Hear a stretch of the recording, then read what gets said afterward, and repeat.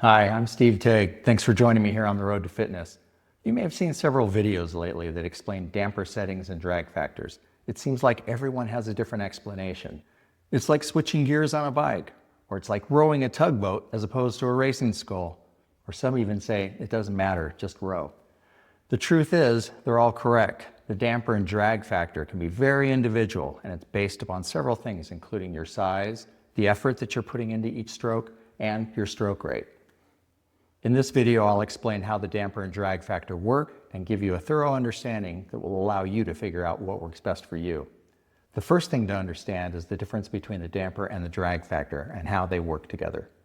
This is the damper. It controls how much air gets into the flywheel. The Concept2 erg uses a fan to provide resistance, and it's housed inside of this. When the damper is set high towards the 10, it opens up these vents and allows more air to get in to provide more resistance.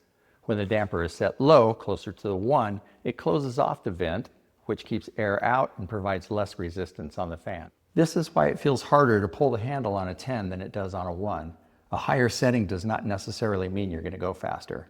Resistance is truly dependent on your effort. These machines were engineered to resist you based on how much effort you're putting into it. In other words, the harder you pull, the more it's going to resist you.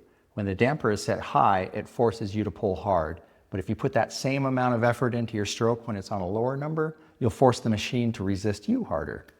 So it really comes down to the power that you're putting into your stroke. Depending on your stroke rate, you may be able to row faster on a lower damper setting than you can on a higher number. And here's why. Keeping in mind the amount of air in the flywheel providing the resistance, listen to the difference between a high damper setting and a low damper setting using the same stroke rate. With a lower damper setting, the flywheel continues to spin freely between strokes, just like taking a stroke on the water and letting your boat glide through the water between your strokes.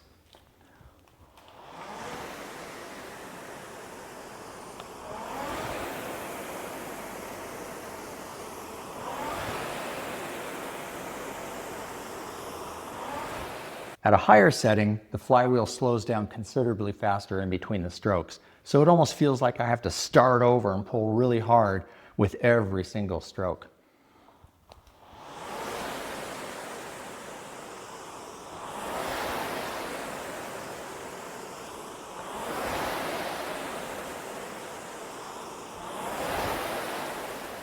That would get really tiring if you're planning on rowing for more than a couple minutes. The trick is to find a damper setting that works best for you at any given stroke rate.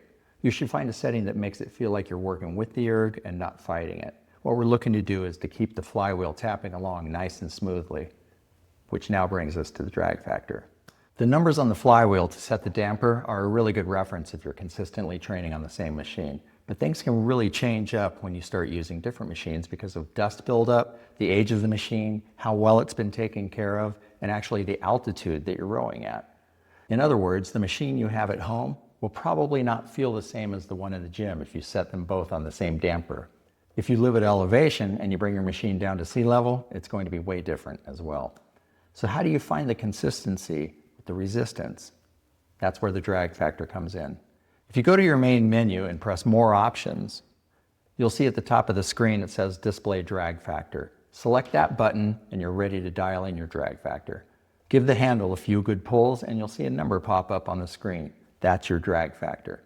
The drag factor takes all of the variables into account and displays a number on the screen that you can now reference on any machine to keep things consistent.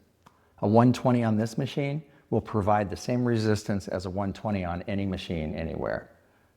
So now it's up to you to find what setting is going to work best for you at various efforts and various stroke rates. To give you an idea for starting points, they say that rowing in a single scull on the water is equivalent to a drag factor somewhere between 115 and 120.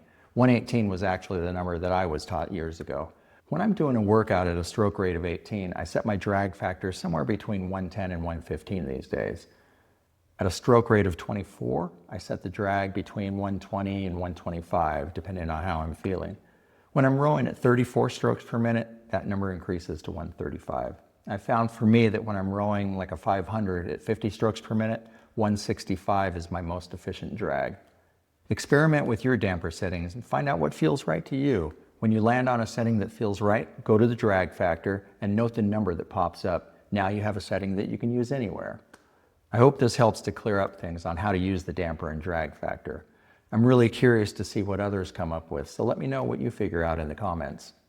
And remember, push, pull, relax, and repeat. Now go crush it.